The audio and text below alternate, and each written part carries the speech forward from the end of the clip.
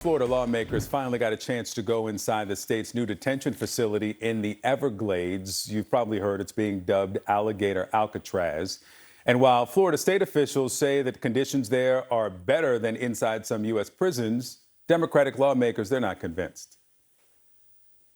What we saw, the conditions that we saw inside this internment camp, which it is nothing less than that description, were really appalling. Well, they say they were not allowed to see the units where migrants were actually being detained, just the empty ones. Florida State Representative Angie Nixon was there. She joins me now. Representative Nixon, what stood out to you most? What did you see? What stood out, thanks for having me, Victor. What stood out to me the most was going into the caged facility and witnessing where they housed over 32 grown men together with only 3 toilets, and those toilets were the same places that the folks would get their water from. And it was really appalling and disheartening to see. Not only that, but the director of Florida, the Department of Emergency Management, he was very evasive in his questioning. We often asked who were the vendors and things like that, and they continually said, oh, you have to file a public records request. They were very evasive. At the end of the day, this is a $450 million taxpayer dollar facility internment camp that was just done for a political stunt when Ron DeSantis just previously, a few days before, vetoed appropriations that could have addressed mental health in our communities, that could have addressed the rising cost of home insurance. He decided to do and partake in this political stunt with Donald Trump, and it's just very upsetting. So was there anything that was off limits that you were not allowed to see? Yeah, so I just want to be clear. There were 2 tours that happened. I was in the second tour, and apparently the first tour ran a little long, and many of my colleagues stated that some of the detainees were shouting freedom, freedom in Spanish. And when we came in for the second tour, we were rushed. And they kept making mention that there were rains about to come. And so we were not able to see the detainees in the place where they sleep. We were able to see detainees in the intake area, and they were saying muy mal, meaning bad in English.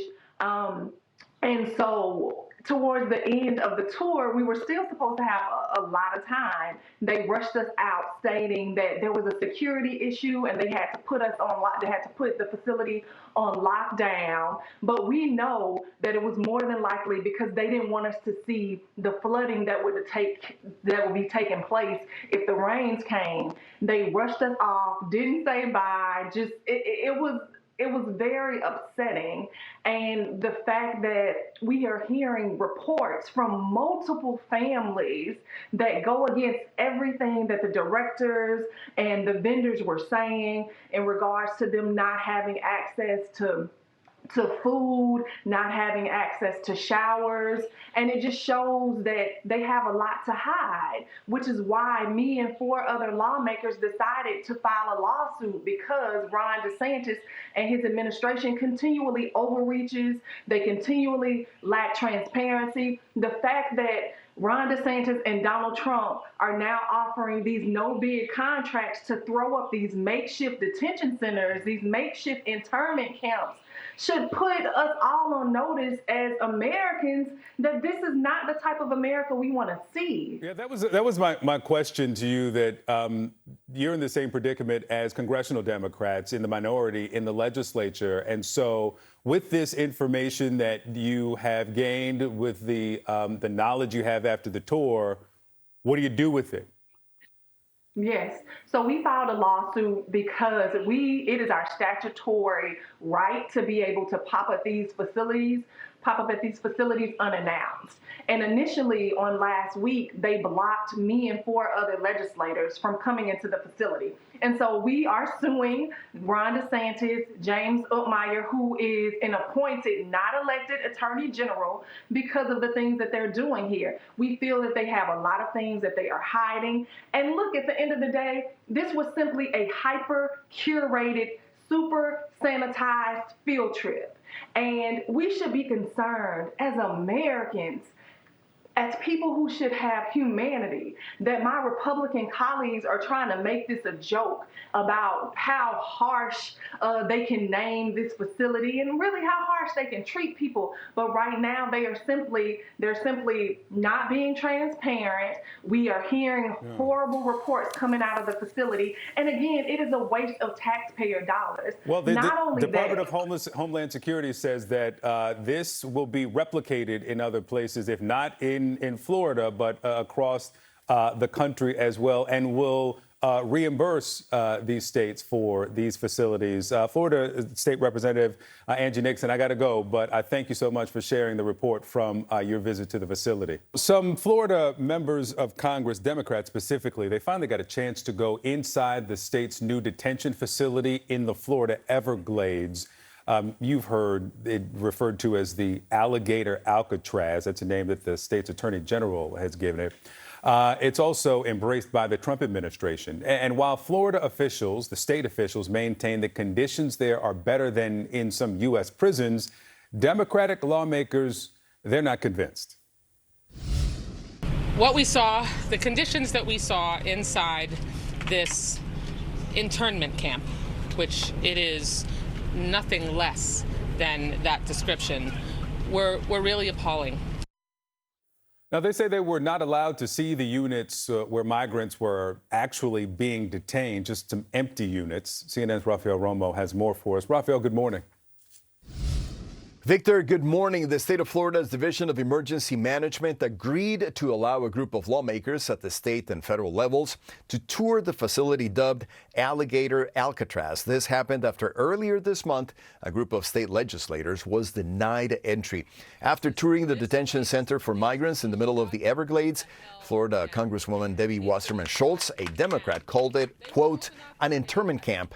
Surrounded by other Democratic state and federal elected officials, Schultz also said that temperature was 85 degrees in the medical intake area, that there's no privacy in the shower area, and the detainees are fed food portions that, in her opinion, are smaller than they should be.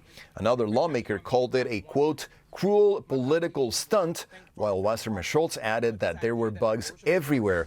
The Florida representative also said she's concerned about the amount of people being held in every holding unit. Let's take a listen. The only thing inside those cages are their bunk beds, and there are 3 tiny toilets that are toilet units that have a sink attached to it. So they essentially drink, they get their drinking water and they brush their teeth where they poop. On Thursday, Florida Governor Ron DeSantis said people need to remember that Alligator Alcatraz is not a hotel. DeSantis also said that all the standards are a lot higher than what was even required. A Republican Florida state senator who also toured the facility Saturday agrees with the governor. The rhetoric does not match the reality from what you guys have been hearing from, I would say, Democrats, especially congressional Democrats. It's actually a very well-run facility. The idea that the detainees are in there and they're in squalid conditions is just not accurate. Several days ago, I spoke with a Guatemalan woman whose husband is detained at Alligator Alcatraz. Among other things, she told me her husband is enduring mosquitoes, unbearable heat and humidity, insufficient washing facilities, hard beds, and bad food. She also told me her husband was only able to take 1 shower in a 6-day period and that he has not had access to an attorney so far.